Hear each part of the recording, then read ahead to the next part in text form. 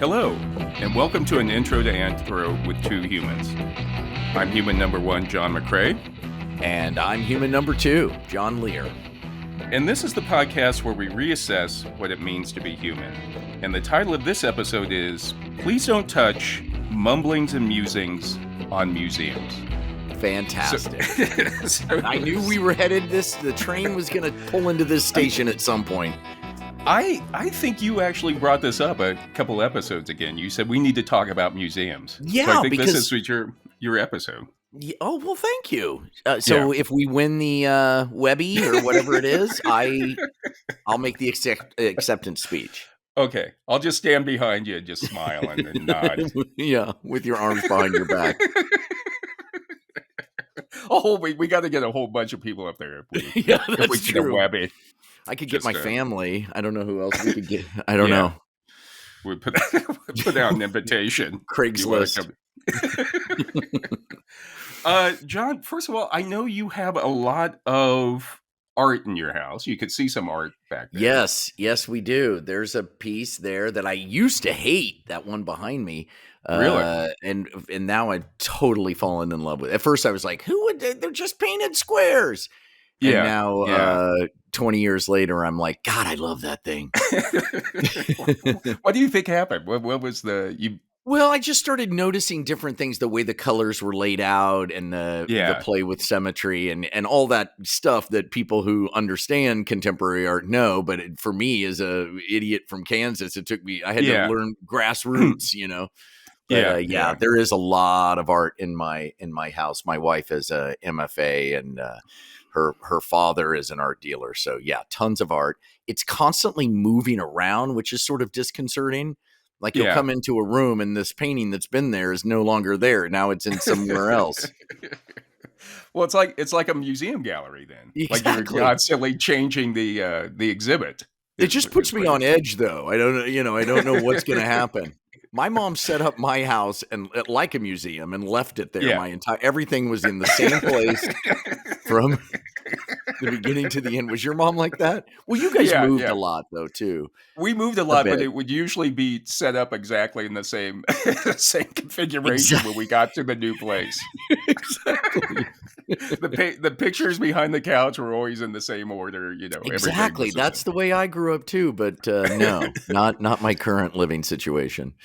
Do you, because you're surrounded by art, do you consider yourself to be an art guy or a museum guy? Not really. I mean, I've always loved museums, but you turned me on to the museums, and I'm talking about, the weird museums, the museums that, that are out there. But no, it doesn't. Well, you know what? Now that you mention it, the room I'm actually broadcasting from today, because my family is asleep. We're pumping this baby out for Christmas on Christmas Eve because we are professionals.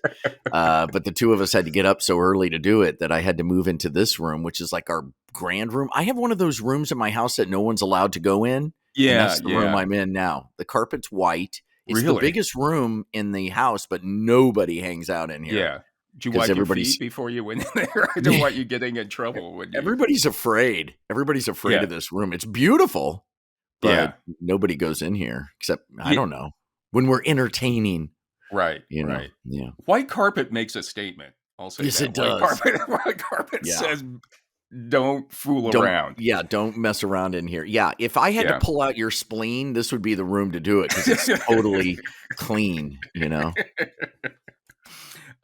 You mentioned, I know you were just recently in Austria. Did you go in Austria and Berlin? Did you go to art museums there? I went to one museum. I believe I sent a picture of you on the outside, which was the winter or summer palace. I think the summer palace of the emperor, which was incredible. And you would have loved it. I mean, it was just all of these rooms. Because what happened was each emperor would set up they would just take a part of the palace for their apartment, and they've left all of those. So it's like walking through time.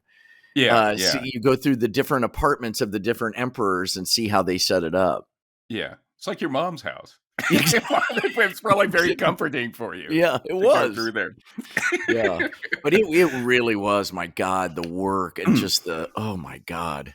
And, Yeah. yeah, so that I went to the Holocaust Memorial, but that's not really a museum, Right. in Right. Berlin, which was really, 'cause I went, performed in Berlin as well, and, but that, yeah, no, not the same experience at all. Was that all outside, or did they have Yeah. any literature or any text that went along with that, or was it all just? They have it's amazing if you've never seen pictures of I mean, it's hard to describe. It's this huge space filled with these monoliths that are all the size of they're grave Right. size of a Right. grave. They're rectangles that are at different heights, so it's like this kind of city of graves, and it's undulating the ground so you can go down and up, and it's Right. hard to Right. explain. But then there's an entrance into a whole underground underneath it that is where the museum is. But we were there on Hanukkah and it was closed, Yeah. or when we were there. So I didn't go in there, but I hear it's amazing. Yeah. Yeah. Behind Notre Dame Cathedral in Paris, there's a Holocaust memorial too. And it's Really? also one where you go down, like you're on Yeah. the island in the middle of Paris, and you go down to get into it, and the walls are really high. And Yes, it's that's what just this is like. such a visceral feeling of being hopelessness Yes. in Yes. there. Yeah. It's So, so well done. If you're ever in Berlin, you got to check it out. cool. How about you're right near the Hollywood Wax Museum. Do you ever go down to I the? have never been in. Well, wait a minute. I feel like maybe I've never been in it, but I've walked by it a bunch of times because anytime anybody comes to visit, they all want to do Yeah, the Walk of Fame, which I'm always down for because yeah, it's not what people expect because it's full of junkies and urine and trash and it's all, and which yeah. I always say to people is like, this is what Hollywood is, the Boulevard of Broken Dreams. Right, right. This is what real Hollywood is. Yeah, But yeah, it's oh my God. But the problem with the wax museum is that out in front are these people, and these people who dress up like Spider-Man or yeah, Batman, yeah, or they try to charge you, and they're super aggressive and scary and sketchy. yeah, yeah. And so I try to avoid that area. I took my sister and my mom and my nieces one time. They were really little, and we went to Grauman's Chinese Theater, and it was the Yeah. same thing. There was a guy Yeah. dressed like Spider-Man, Right. but it Yeah, was like a his little pants are grungy. soiled. His Yeah, pants are soiled. He hasn't washed it. He's a broken down actor who yeah. hasn't washed it in forever.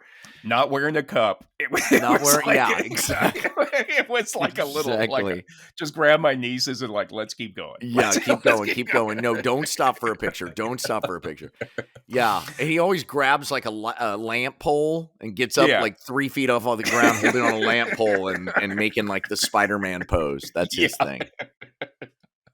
I also love the Walk of Fame because there's always people in there who were at the top of their game, at this point, like 100 years ago. So you'll see, and you have no idea who they are now. So it'll be Right, like, right. oh, the star for Adolphe Menjou or something, just people. He was like a top star at one time, and now nobody Anybody even. can get a star. You just pay for it. I'm going to get you one. I'm going to get you one. I don't know what the emblem. They have an emblem on each star that says what area, what genre, Really? film, television, Yeah. whatever. So I don't know what podcasting would be. Maybe a computer screen or something. But I'm going to get you a podcasting I'm sure star. it's out there, right? I'm sure they have to. You Yeah. gotta. I mean, and somebody. If you pay for it. If you pay for it. Yeah, Oh. that's the way Hollywood is. You pay for it, you get a star. Didn't you at one time, was it at an art gallery, or you saved somebody's life at an art That gallery is or a show or something, right? that is absolutely correct. It really is. My father, as I mentioned, my father-in-law is a art dealer, and he's kind of a private dealer, Yeah. heavy duty stuff like Picasso, and I can't think of any of the others. Anyway, Yeah. big time art dealer. And he does it. He would have a show every now and then. He doesn't really do it anymore, but he'd have a show from his house. So he turned the entire house into a gallery. And and people loved it because all these rich people would, feel special. And I think it was a good move on his part. Anyway, he would have his family work it, and I was the new son-in-law, and so I was in charge of the Beatrice Wood bedroom. There was one of the bedrooms was turned into Beatrice, who's a potter, and this amazing stuff. Anyway, and I'm in there just kind of standing in the corner like you do, and these people are talking and they're eating, and this woman starts to choke. And I hear it. I hear it seal, where it's at, where it's like, and it's sealed in there. You can tell. Yeah. And she's making the I'm choking motion with her hand on her neck and her arm out. And her friends, all these wealthy people, all took a step back away from her. God. They didn't know what to do. They just, they choked. And I don't know what made me do this. I went up and I gave her the Heimlich. I'd never been trained to do the Heimlich. I'd worked in many restaurants, and in the employee bathrooms of restaurants, they always have the Heimlich poster there. So maybe I'd seen it while I was using the restroom over the years. And I went up and I grabbed her from behind and I popped her sternum, and a piece of beef came flying out of her mouth, and she grabbed it. That was the weirdest part of the whole thing, is she caught it. She wanted to say the artwork. At least it was, make it classy. If you're going to choke, make it classy. But there was a doctor who kind of came in right when I was making my move. And he was like, she was dying. He was like, that was she was going to die. And so I saved her life. Wow. And she knew it. But here's the thing. No tip. Really? Didn't buy one piece of art. Just thanked me. Isn't that amazing? Yeah. You think she could buy something. Buy like a little You couldn't slip me a 20? I saved your life. And I was broke at that time. But I was, I could have used it. I saved your life, God damn it. Yeah, but nothing at all. Nothing. Not even if something in the tip jar. Well, yeah, and my understanding is that she is my slave now for the rest of her life. Yeah. But nothing. She's never called. She's never stopped by. Never asked if I need anything. Nothing. Did you get her contact information? Like, hey, by the way, I'm going to need your. I felt that was on her. I mean, I saved her. I did my part. Right. The least she could do was Google me and find my address and stuff. Yeah. Maybe it's time to reconnect. Mm-hmm. Just to be like, hit her up. I could track her down. Yeah. I could track her down. She's on Carl's, on my father-in-law's mailing list, I'm sure. Maybe if you have to go through and check them all, check the signature book and be like, hey, were you at that? Hi, did you choke on beef? By any chance? I need some help. Right now. And then you finally get her and she's like, yeah. Like something. You would know immediately. And, You know immediately when you mention that. She would be. Yeah. So John, as you know, I kind of consider myself to be a museum guy. You are a specialist. I will say that right now. I've worked at a couple museums. I worked at the Spencer Museum of Art as a guard years ago in Lawrence, Kansas. And then I spent many years working as a guard at the O'Keeffe Museum in Santa Fe, New Mexico. That's why, and your wife has benefited from all that imagery. Yeah. You know what you're doing. Yeah, you got a lot of time on your hands just to think about things. Yeah, you do. Oh, I get it now. Yeah, in the winter when no one's in the galleries, just stare at it. Oh, Jesus. Just stare at it. Wait a minute. Yeah. If I put my tongue there. Yeah. And John, you also know I've taken some museum studies courses, graduate level museum studies courses. Not only that, but your wife has a museum at your house. Yeah, the Share Museum out back. The Share Museum, which if you're ever in the Albuquerque area, I highly recommend you stop by their she cave and check it out. Yeah. By Shisha. appointment only. By appointment Yes, by only. appointment only. We don't want people just going out there and looking at it. And then also, I've gotten into. I love going to museums, for example, Yes, you and do. I like going to big museums like the Getty or the Louvre, all that. And then I was at the Louvre with you. I know. I was thinking Yes. about that when I was putting this together. Remember when we were at the Louvre? I still owe an amends to a baker there because I stole us some croissants. We were so broke. We were so broke. Yeah. That would be a hard one to get a hold of. Yeah, I think I'm gonna next time I'm in Paris. I'm gonna find him. I'm gonna do it. Yeah, I remember when we went to the Louvre.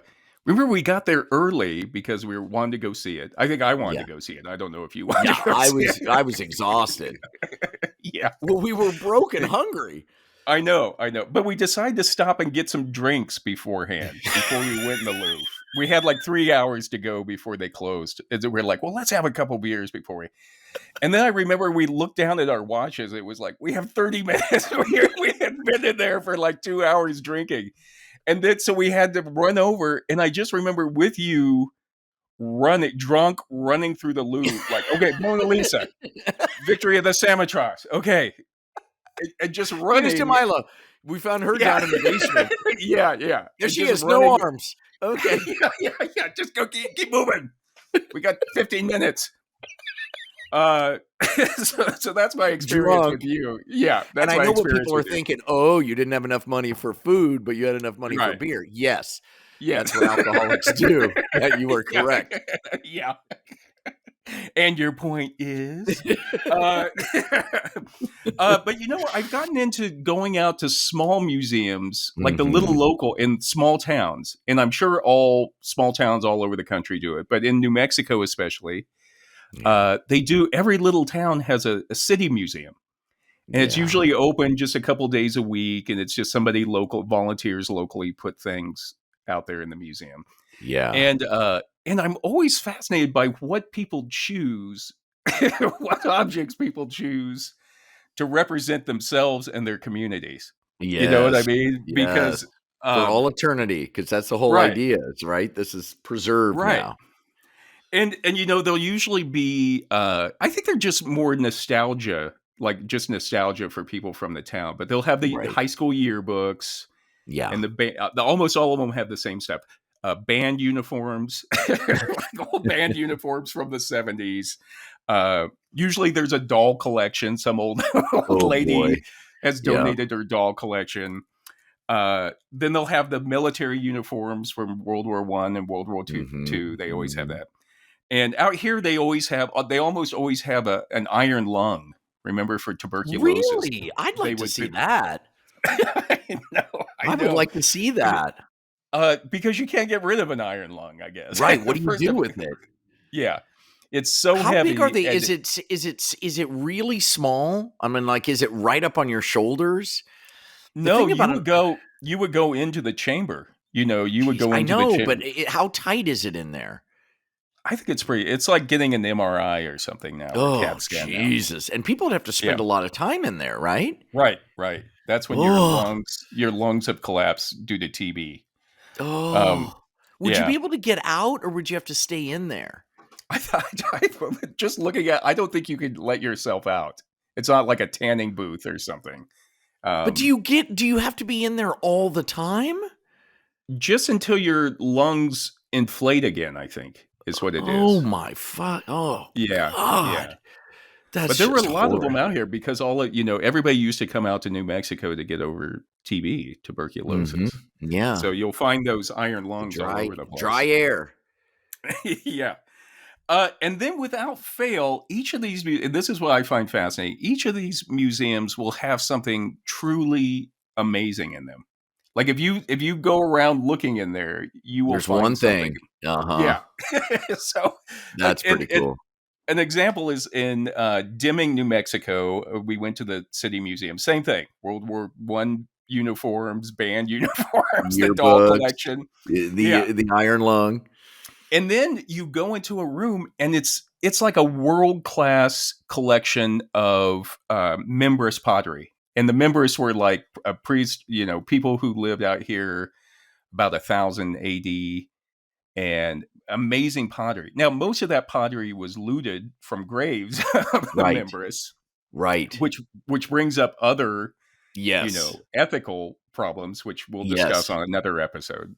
Yes. But some rancher had found all of these members' graves on his property, and he basically grave robbed them. But then he donated this huge collection of members' pottery Wow. to the Deming Museum. So, yeah, was it in ahead. good shape? Was it like, was it just shards, or were there actual pieces? No, full on pottery. And usually, it was a funeral pot, because they would put a kill hole, meaning that they would take a pot, pop a hole in it, and then put that usually over the person's face when they were burying them to let their spirit out, or for whatever. We don't really know.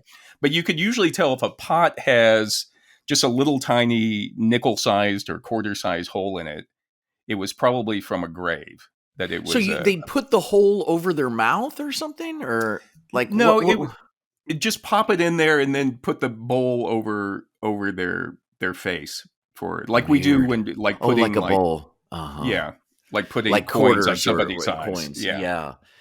I'm gonna put coins on your eyes when you die. Yeah. What kind of coin you want on there? I don't know. Maybe you want a euro? A token? a subway token? No, from Dave & Buster's. Oh, okay. I'll get you 2 of those. You got it. You got it. Just an arcade token would fit me. You got it. But yeah, so it's amazing to me. Like I say, without fail, that's what happens. You go in, you're like, just when you're about ready to think this is a bunch of crap. Yeah. This is like a garage sale. Right. You'll find something amazing in there. That's really, well, I know for the show we worked on, Quick Draw on Hulu, we did a Bender, a show about the Benders, these famous, or not very famous, but they were real killers, murderers, serial killers in Kansas. And you and I both grew up in Kansas, and that's why the show was set in Kansas. And I don't know if I was ever there. I don't know if I ever saw it, but I knew of it. And you had been to the Bender Museum, the museum, right? That's where my grandparents would take all of us over there as kids. They'd run out of things to do, so they'd be like, coming out of Parsons, Kansas, they'd be like, oh God, what do we, after a couple of days, they're kind of like, bring them to the Benders. Take them to the Bender Museum, which was all about how these serial killers would kill people back in the 1870s. Yeah, and they had it all set up how they did it. Because apparently they had a panel in the kitchen, and they would remove the panel and hit the person from behind. Yeah, and then a tunnel going out to the orchard so nobody could see when they took the bodies dragging the body. Wow, that's great. We did. My mom made us do, I don't know how many Native American museums my mother made us go to. Growing up, and all kinds of crazy. She always the museum. Ugh. What's interesting about museums, though, is that, and also with archaeology, is that museums are trying to convey something about history or something about culture through objects, through material culture. And unlike a text where the creator of the written book or document can tell us exactly what they were thinking, right? Objects can't. You know what I mean? There's a lot of interpretation that goes into objects. Mm-hmm. And in the book, Do Museums Still Need Objects? A writer by the name of Stephen Kahn quotes the archaeologist Ian Hodder, who's a famous archaeologist. And Hodder said that there are problems with using objects to interpret culture or history compared with using text. And for example, he said that material culture, the meanings from material culture are practical and subconscious, whereas meanings in speech and writing are linear. So again, it's like when a museum displays an object, or when we look at an object and we try to tell something about the person that owned that object or that made that object, there's a lot of conjecture that goes into it. It's subjective with a capital S. Right. But I mean, isn't that true about reality in general? We're constantly taking in reality with our senses, right? And it's all subjective. Right. Everybody's point of view is totally different. And so in that sense, it is very human. Yeah. But I get the point that you can't then use it as a piece of science necessarily. Well, yeah, there's problems. It's ambiguous, I guess, Yeah, is what yeah, we would say. Because, again, if you look at a text, and this is kind of the difference between archaeology and history as a science, is if you look at the text, the historical text, people can tell you exactly what they were meaning or exactly what they were thinking at that time. And that there's, it's a little bit different when you try to interpret historical text compared to when you're looking at, you just have a pot, for example, from right. 2,000 years ago and trying to I figure out. agree. They're both subjective, but the text is definitely less. Yeah. And Hodder also says, it's another thing for, if you look at a collection of objects, a room full of objects, you have nowhere to begin to try to interpret what all those objects mean or what they say about the person. Whereas at least with a text, you have a beginning and an end. So you have some place where you could, at least get a starting point to try to figure out what this person was trying to say. Agreed. And the thing he says that the real problem is, though, is that these objects, for example, these artifacts that we find at archaeological sites, they actually last longer than the spoken word. Oh, So yes. usually those are the only things we have. Right. Because paper burns up. Right. Libraries burn down, man. Yeah. But pottery lasts forever. Yeah. And also, I mean, we don't have what people say, 2,000 years ago, when you find it like an old pot or an old like fetish, like a little object of a carving of an animal. You don't know what people were thinking about or talking about when they made that. Right.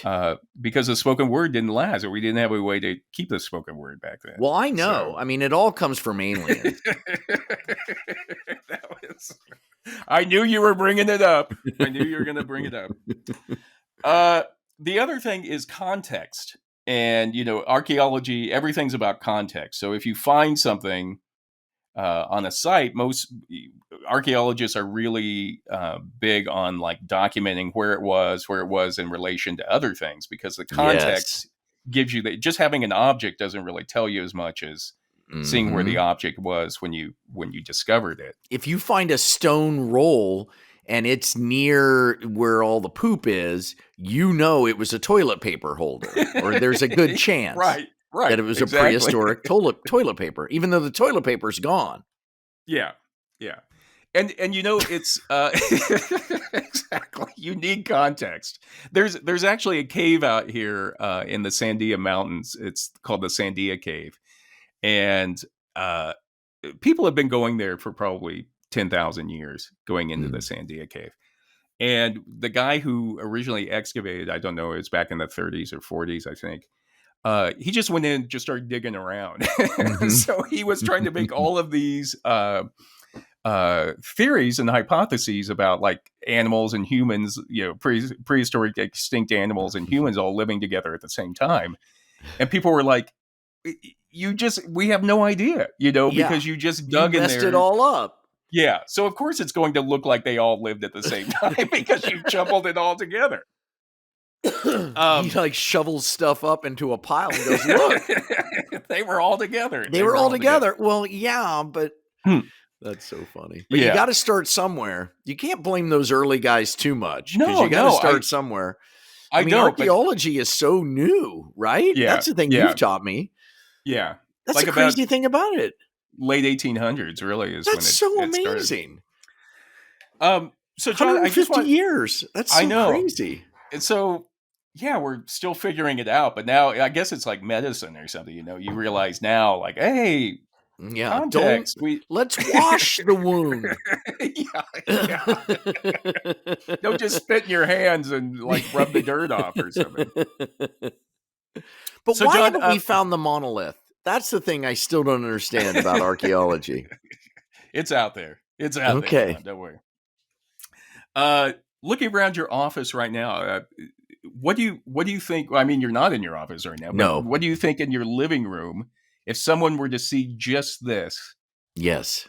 and say, "This is John Lear's living room"? What do you think they would say about you They right would be now? shocked. Anybody who knows me would be shocked that this is my living room.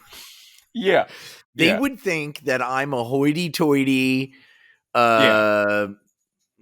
that objects and art and color are the most important things in my life, and things and nice things, that Right. luxurious things are the most that I'm a man of luxury, a man of taste, Yeah.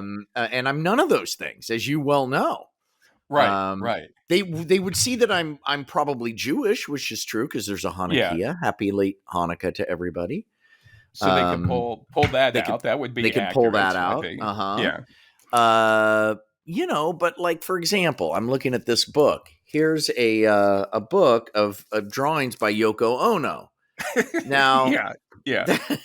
I don't think you would describe me as a fan of Yoko Ono, although I have become one. I'm a big fan of Yoko Ono. I have become a fan of Yoko Ono. Up until marrying my wife, I thought Yoko Ono was just this crazy person who ruined John Lennon. And then I started looking into her art, and she did some crazy stuff, man. Some amazing things. That piece called Cut, where she sits on the stage. Yeah. If you've never seen it, go YouTube Cut by Yoko Ono. That's cool. And because people always think that like John Lennon was bringing her in, like he was the cool one. I think I myself, my own personal opinion is that she was the cool one. Like she was doing cool stuff. Yeah, I totally agree. She was thinking he was a pop singer, and she turned him into something cooler. I agree. And I always, they talk about when she was like sit around and make everybody uncomfortable when she would go into the studio with him. And you look at Cut, and that was like part of her That's thing. Her whole thing. Performance art. She liked to make people uncomfortable as a performance art piece. So I always look at it like her going in there was like a performance art piece. Like she knew she was making everybody uncomfortable, and she would and that was like her art, Yeah, because it shook it up. It was provocative. Yeah, I agree. But I'm looking around the room. I also have there's some African sculpture, so people might think I'm African. There's there's I don't see. Oh, well, there's a statue my dad had that is personal. But yeah, that's it. They'd find the bones of my dog, so they know I'm a dog lover. So that's good.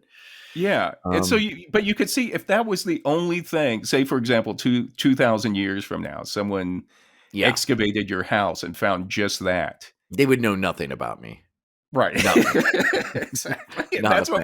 That's what we're doing. Like when we look at like just one of, and now, to take it even further, like pick out one object out of that room that you think would see really a fancy Chinese nut tray that my wife had. They would think that I'm Chinese and I love nuts. Yeah. They'd be right about the nuts. I do like mixed nuts. I'm a mixed nuts guy, but it's not the thing that defines me. Right.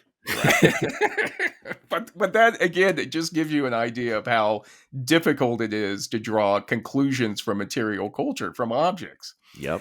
And well done. And the other thing is when it comes to museums, the idea of when a museum curator or a museum selects a particular object and chooses to display it, we're automatically giving significance to that object. Right. We're automatically, whether or not it defines an entire society. Right. And, that's again, when I talk about, if you try to think of like, why are they exhibiting this? Is it because it was an example of everyday life? Or is it something that was unusual at the time? Special. Mm-hmm. Yeah. Like and the Hanukkah that I showed. It just comes out once a year, but it happens to be here right now. Right. And if somehow somebody were to find it at this time period, they would think, oh, these people were very, very religious. They had this. Boy, would they be wrong. We can barely get the candles in. Yeah.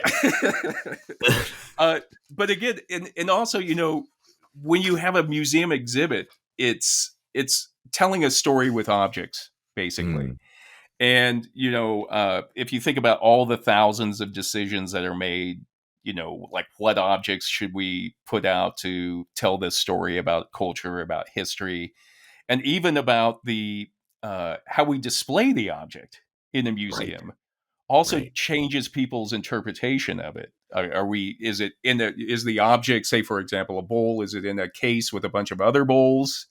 In which case Mhm, you automatically think that it's not as significant, or is it in a bowl by itself?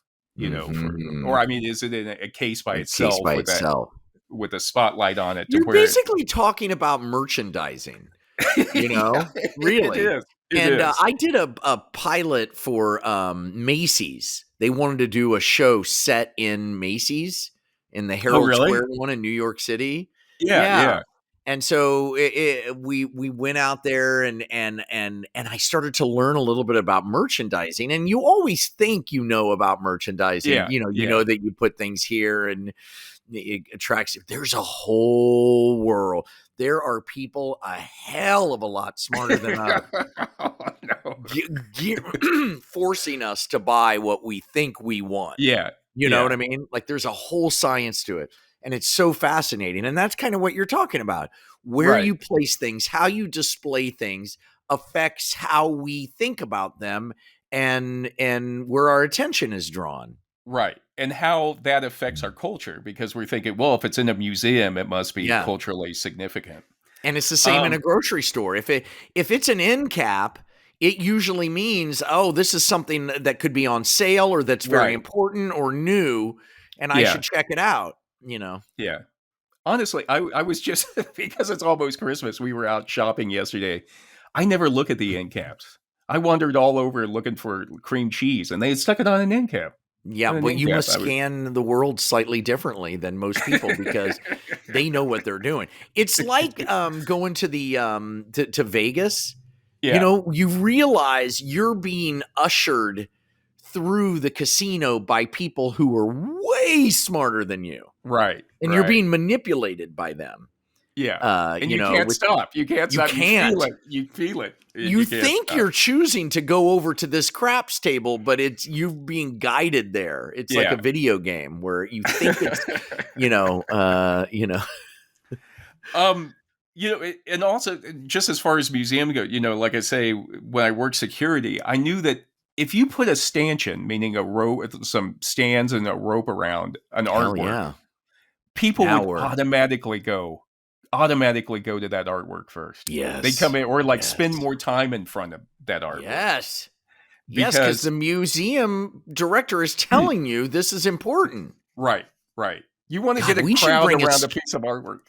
we should bring a stanchion with us wherever we go and just set it up and see what Yeah. happens. It God, you're reminds right. me it reminds me of when you talked about you told me about when you were busking and like street Yes. performing, Yes. you know. There's a whole art to it of getting people to Yeah. come up. I mean, look, you can just sit there and juggle or play a guitar with a bowl in front of you and you're going to Yeah. get a few bucks. But I'm talking about, no, I'm not talking about that at all. I'm talking about bringing a crowd for a Yeah. performance and then hitting them up for money. And there's a whole science to it. You're absolutely right. And Yeah. we would lay a rope down to create a stage, a performance space. We didn't need to, Yeah. but we Yeah. did. And so people would come up to the rope, Yeah. because they'd want to see it. And now suddenly you've got people standing and then you have them scream or you have them chant. Yeah. And now Yeah. you've got 200 people. You do a 5-minute show. And then you immediately, if there's a bunch of you, you all move to different areas with your hat out Yeah. in their Yeah. face. There Yeah. was a whole thing to it. Whole thing. But it's something about the rope and seeing a crowd already around it, Yes. and that everybody stops. Everybody. It's at national parks are the same way. Like Yeah. somebody stops to look at a moose, and then Uh-huh. suddenly there's a crowd around the moose. Everybody's like, Absolutely. why is everybody out there? We got to go out there and see it as well. There was a coyote in the park yesterday morning. And I saw a Really? few people looking over there, and I'm like, "What the fuck are they looking at?" And so I Yeah, looked yeah, over, and I'm like, "Oh, it's a coyote," which is not, a yeah. major thing, but they were probably tourists and hadn't seen it. And then suddenly more people are like, "What are they all looking at? What are they all?" We're all looking at a coyote, which is a daily experience. Yeah. Uh, in an article for artsy.net called "How Long Do You Need to Look at a Work of Art to Get It?"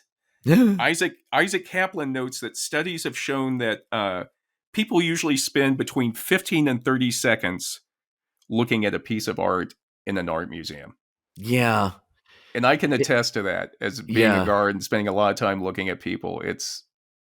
They just come through, like, do the old head nod, go on to the next Because piece. I don't think, I mean, is art really supposed to be experienced that way? I mean, the art that I have in my house, I live with, and Yeah, so I experience it throughout my life. I'll see, and right, right. when Jennifer moves the art, it makes you experience it different. That's why she does it. I mean, Yeah, so you yeah, experience it differently because of the color of the wall it's on, or where it is, or the light, and all of that right, stuff. right. It Yeah, takes time. yeah, and like you were saying, that piece of art behind you, when you first saw it, you didn't like it, and then it's amazing, I think. It But is amazing. But at first, it wasn't that I didn't like it. I just didn't know what it was. I didn't know why it was that right, it was so right. good. It's worth a lot of money, Well, apparently. one of the things about working at art museums is usually as a guard, because the guards are like on the front edge. They're the tip of the Yes. spear as far as answering questions. Yes. Is that we would get like private tours just for the guards before a show opened with the curators, That's and cool. they always described it as, in traditional art, you would have a subject matter. You'd actually have, like, they would do a painting of a landscape, or you do people together or something. So they were telling a story in the artwork using a very linear Mhm. type of medium, I guess you would say. Yeah. But whereas modern art is trying to tell that same idea, that same drama and conflict through Mhm. shape and through color and Yeah. composition. But Yeah. you're still trying to get like that, all those colors where people are like, "Oh, I could do that." It's like, I don't know if you could do that, Yeah. really. And if you could, you shoulda, because Yeah. now it's been done. Yeah. So, you didn't do it, I but will say, somebody did, and yeah. they did it before you thought of doing it, because you never did until you saw it, you Right, dummy. right. But I heard that a lot. I could do that. Everybody always says that. It's like, Yeah. I don't know. The other thing, it's very hard when you're guarding a show that's very unpopular. That was always hard too, Really? because Like what? What was an unpopular one that comes to mind? well, the O'Keeffe Museum in Santa Fe is also, it's not only about George O'Keeffe, but it's also the only museum for modern American modernism. Mhm. So they would Maple have Tour? show like that. Oh, It just boy. all anything starting about 1920 on. So Okay. one time they did a show on the Ashcan School, which were like some painters that were like in the 20s and 30s. And it was amazing show. Amazing. Like, it was all Ashcan, but no Georgia O'Keeffe's. so so people would come in. They're coming to the Georgia O'Keeffe, Museum, Right, right. and, Yeah. So they're like, "What the hell? yeah, Where like, are who are these the people? vaginas? Yeah, who are these people? God I don't damn want it." to. Um and it was just tough. It was like, but intellectuals loved it. Art historians loved it because it was the only time you could see that many Ashcan School paintings together. But yet But yeah, most people, they wanted O'Keeffe's. So yeah. they didn't know their audience. They Yeah, didn't they know their screwed up. audience. The museum Yeah, screwed up. You yeah, gotta have you gotta have a few of them, and if it's the O'Keeffe Museum, you gotta right. have a couple of them in there. Right, right. But they would, now I think they always keep like a permanent exhibit of some Good, O'Keeffe's and yeah. stuff You like that. gotta do that, It's you not a very, dummies. but it was tough being the guards for that, because Yeah. you were taking all the just people just mad, angry, crying. Yeah. They should have leaned some up outside in the parking lot or something. Just a van, a moving van. Have them set up just a few. Even like they do with the rugs out at the parking lot of exactly. Or just have people walking around holding them. Like a sandwich board. Yeah. Have one on the front and one on the back. They should have put them on you guys. Oh, they should have scotch tape a couple to your back. Turn around. Let me see. I want to see. Or wear one on your head, like with those beer mug cups, that people put on their head. Yeah, that's a brilliant idea. You should be. Thank you. You are a museum guy. You are a museum guy. Thank you. So John, our word museum actually comes from the Greek musa, which meant muse. Moose. Which because mooses stand still so you can look at them. That's that's where it all comes from. Yeah. Really? Did you see him? The moose. Moose see him? Oh no. Museum actually means seat of the muses. So it was like as the muses were the goddesses of like literature, science. Yeah, sit down for a second so we can look at you. Right? Muses. Yeah. And then or is it their butt? Or is it talking about their ass? Oh god. You are muses have a sweet round butt on them. At least you have spent a lot of time in there. What museum were you at? We're going to have to do, I want to do a show sometime on, is it art or is it pornography? Because that's what everybody, we'll do an entire episode on that. Because love that. You got to bring graffiti into that one. Yeah. Too. Because people, it's so funny to talk about graffiti with people. Yeah, they just paint themselves into an idiot corner whenever they talk about it. Yeah. It's vandalism. Okay, now I'm going to ask you a second question. Yeah. What if it isn't to you? Right. And then you get into what is art, and then you're fucked. Once you get into what is art, you're screwed.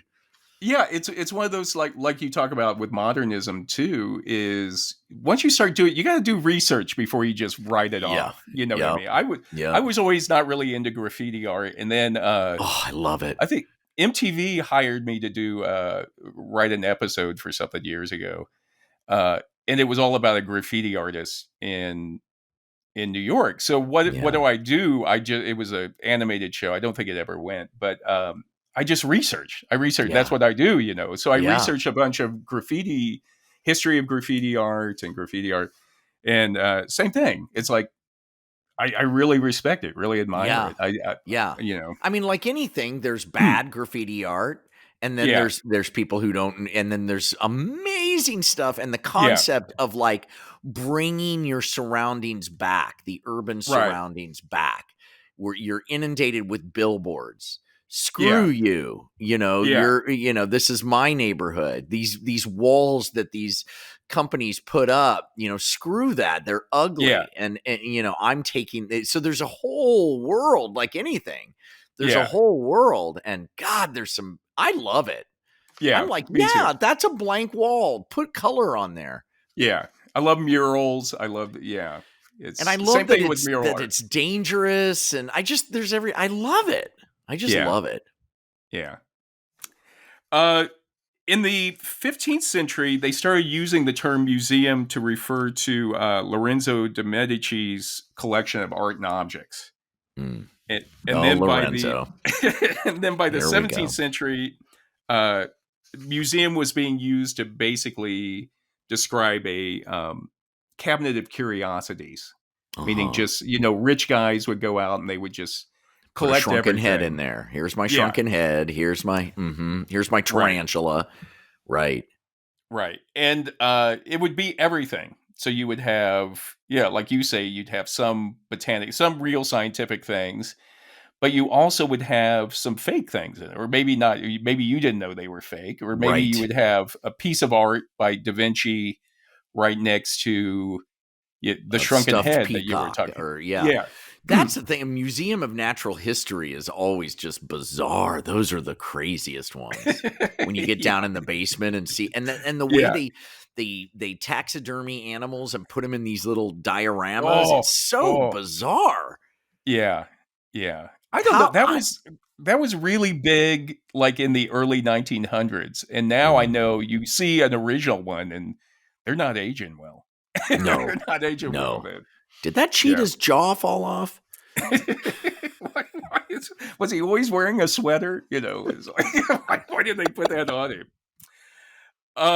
And so in the museum, their book called Museum and Gallery Studies, The Basics, Rhiannon Mason, Alistair Robinson, and Emma Cofield note that our modern concept of museums actually started with these private collections of aristocrats and wealthy people. Who else had time to do that? Everybody else is working. I know. You hear what Lord Vanderhorp is doing? Yeah. He's putting things in glass boxes. What? Anyway, I got to go milk the cow. Keep from getting typhoid or something. Yeah. You know? We're trying to eating grass, and this guy's collecting all this. Well, you always think about those naturalists and who would butterfly collections, those British. Yeah. Oh, I found a swallowtail, blah, blah, blah. I killed it and put it on a board. To me, it's like, and they did it just for it. The idea was the collection was supposed to say something about the collector more than anything. Yeah. So like show that he was a man of the Enlightenment. And I say man at this time because usually these were men at that time. Well, that's true for me too, because my beer can collection says a lot about who I am. I was going to bring up, it's like when you go over to somebody's house and they want to show you their Star Wars collection or their beer can collection, Do you collect anything? What do you collect? You collect books, right? But not really. I used to collect, but I got broke and sold all my really good books. Now I just have a ton load of books for this podcast. I don't know if I collect anything. Yeah, I'm trying to think if seriously. I do too. I don't either. I collect bills. I have bills. I have a lot of bills that I collect. I file them away and I keep them nice. Yeah, I can't think of anything. Have you ever been to somebody's house where they want to show you their collection? You're kind of like, here we go. Well, this is the from Star Wars people are the amazing. I mean, I love Star Wars, but when you go into a room and it's just got all of these, Star Wars things, I'm just like, really? I'm worried about you. Yeah. And then you try to be polite and then try to give some hints that like, maybe we should get back to the party. It's always like, you never get it. You never get it. A lot of men collect watches and guitars. Have you noticed that? Or pens, like fancy pens. Watches, pens, and guitars. It's so bizarre. You only need one of each.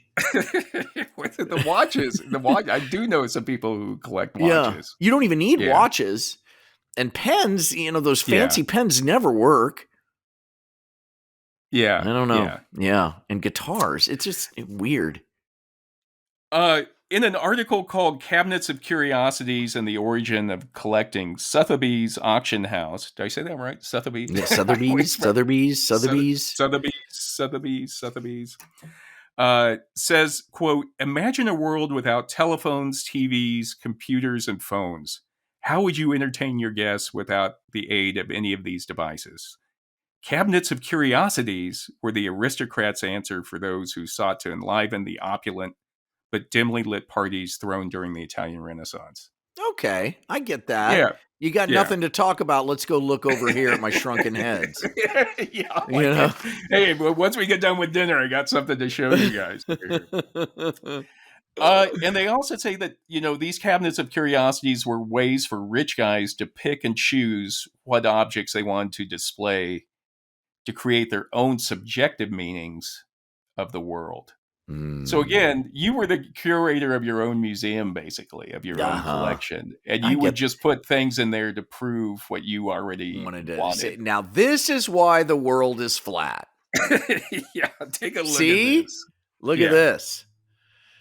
And, there were famous people that had them, these cabinets of curiosity. There was a guy named John Gardner Tradescant, who was a collector in the 1600s, and he had a huge cabinet of curiosities.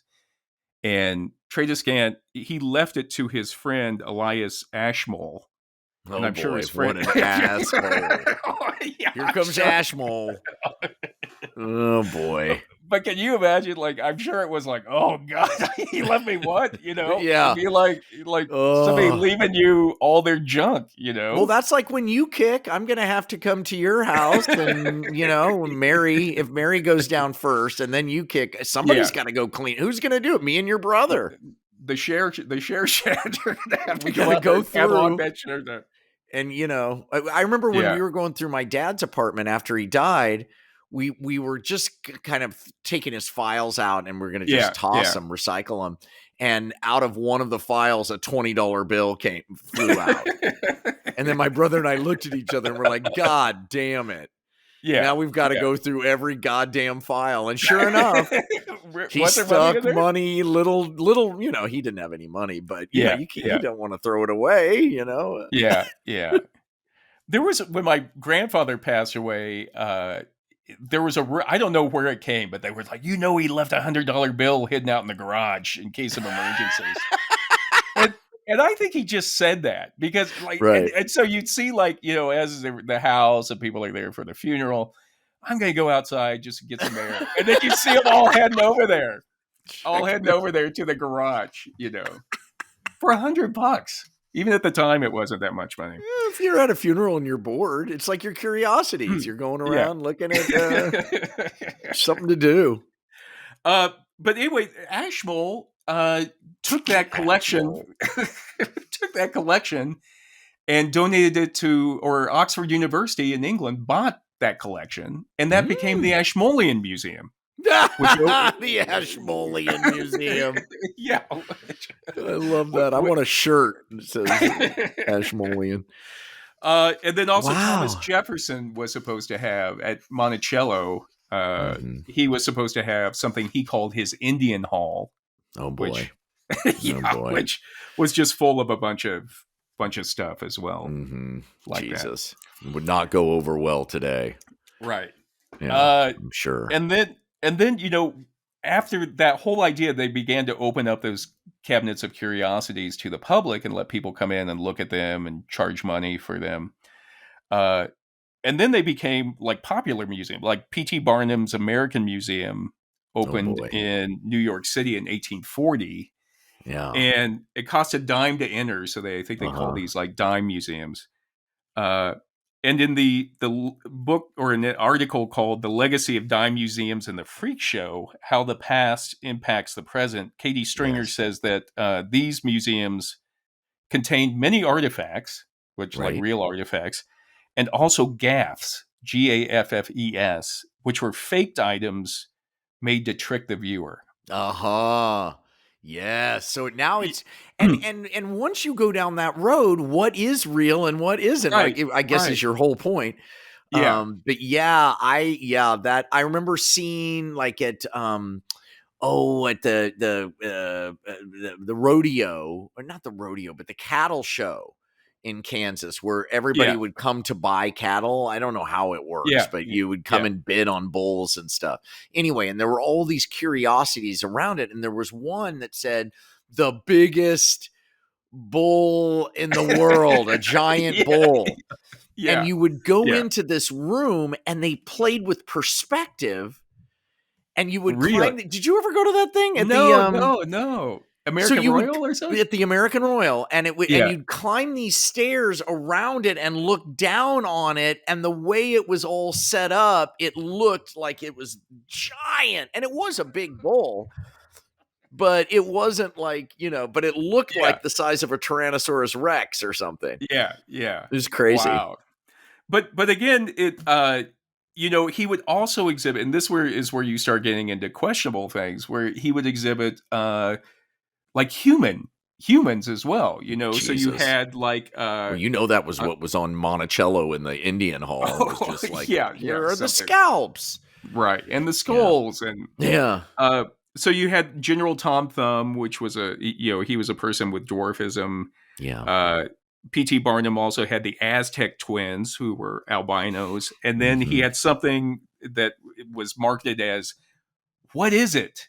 And it was a person with microcephaly. Oh, So it was essentially you had some real objects mixed yeah.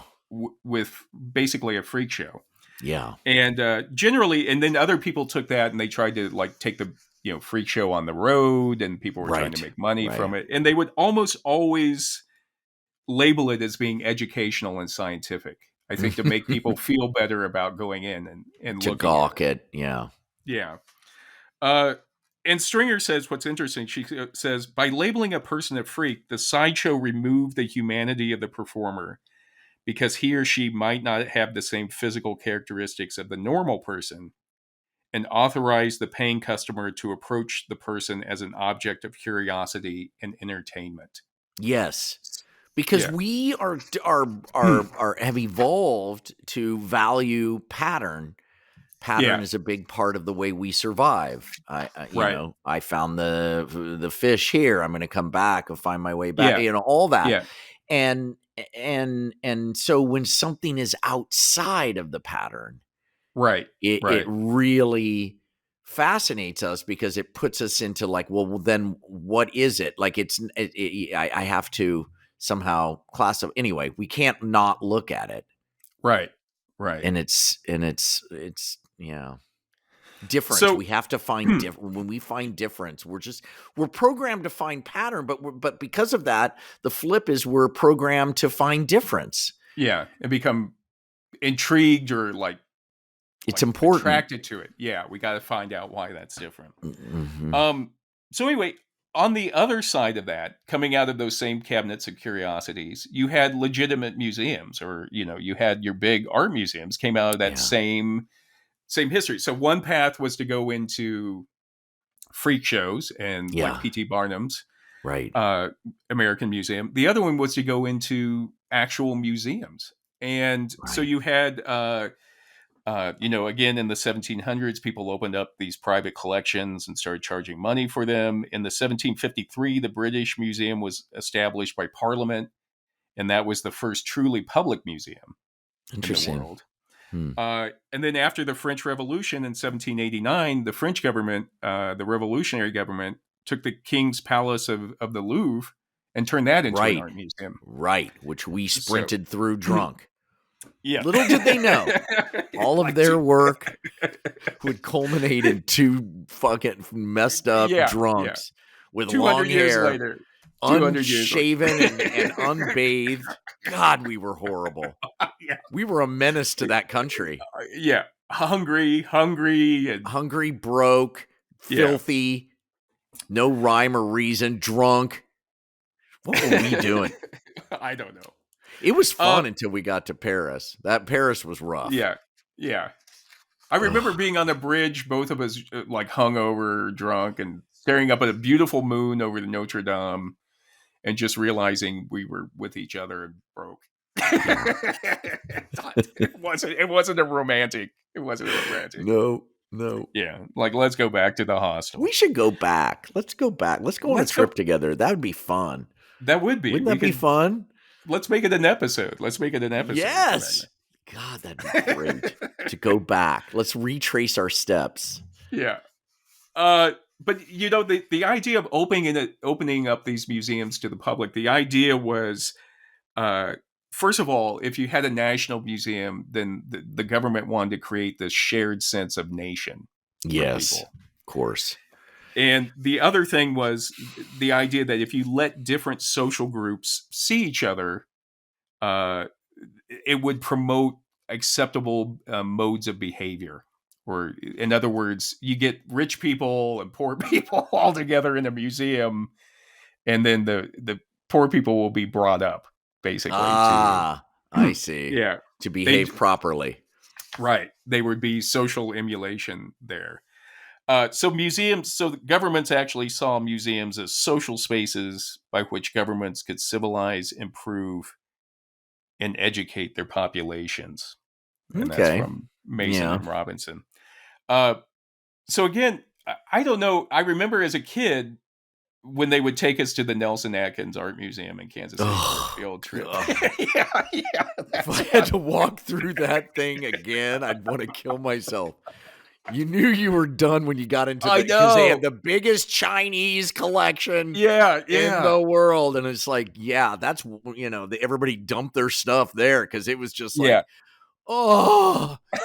just hallways and hallways and hallways. And just in a group with a bunch of kids who are just fidgety and not wanting to be there. I wanted to kill myself.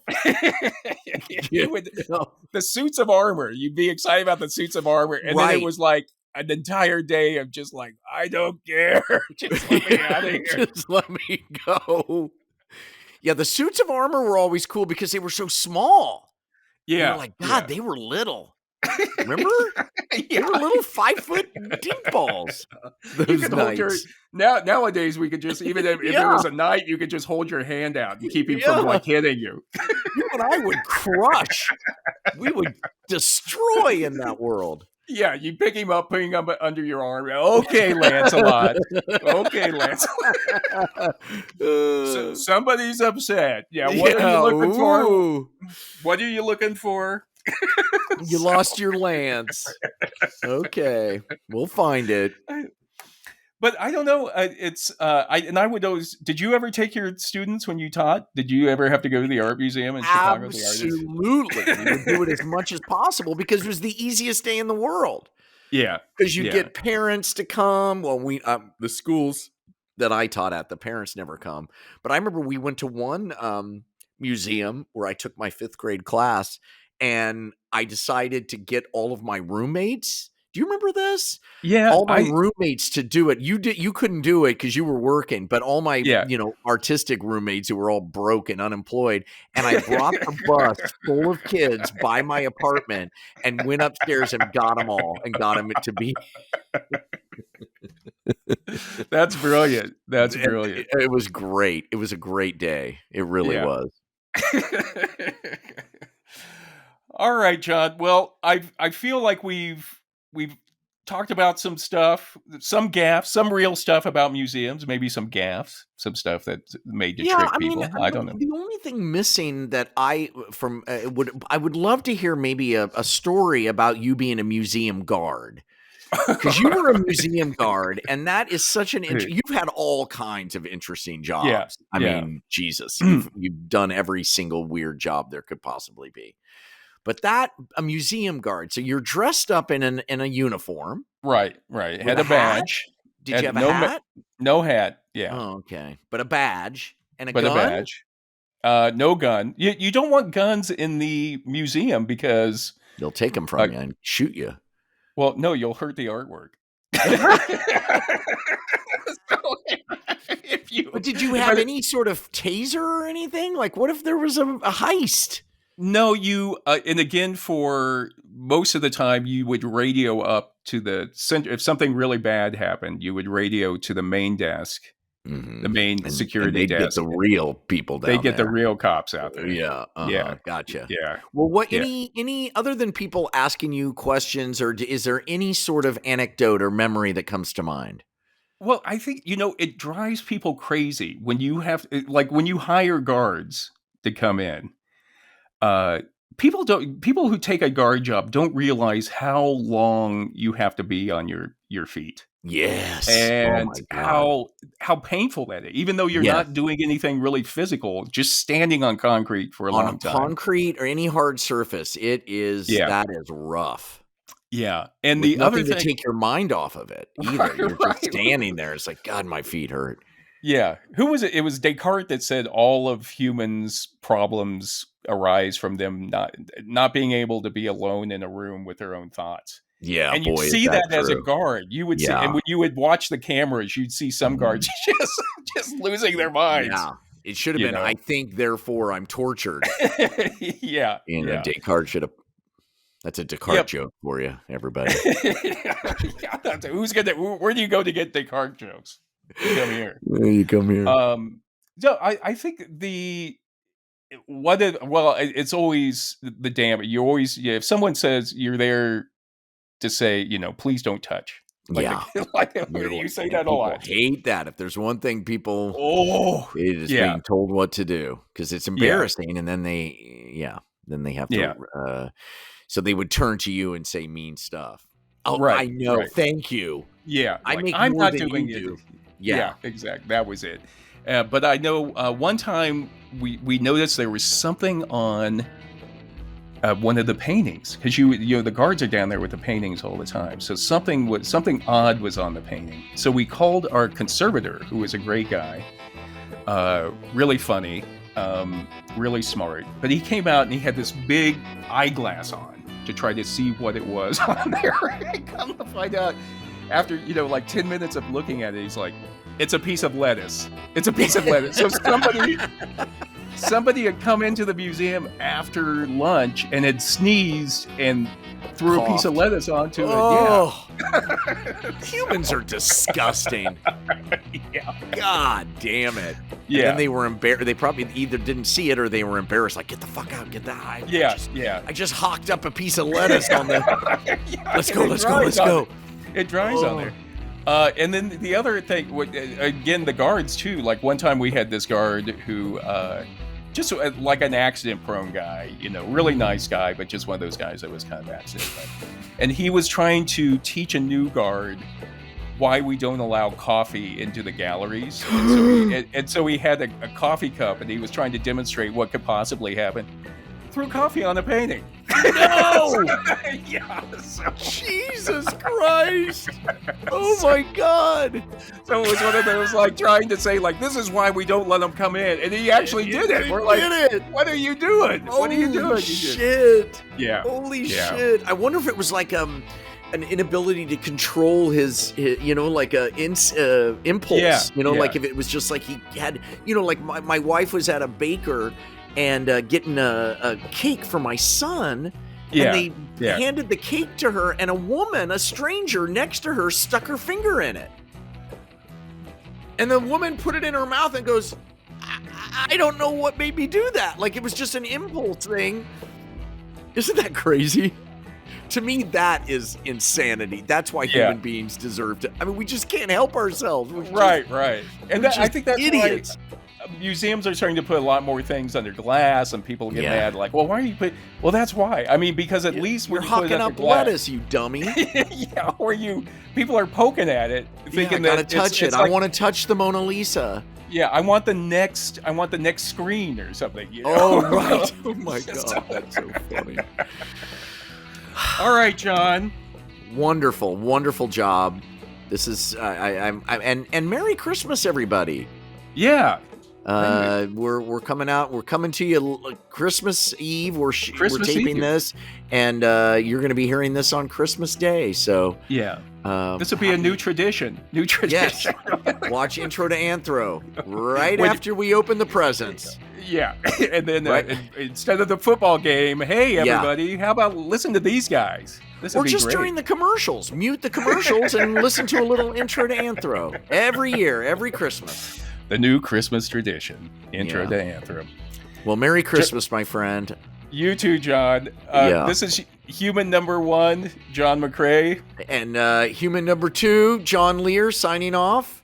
And thank you, everybody, for listening. If you found this podcast interesting, please tell a friend or gift it to them for Christmas. There you go. It's free. It's free. All right, guys. Happy holidays. We love you. Thanks, John. Thank you. Bye. Bye.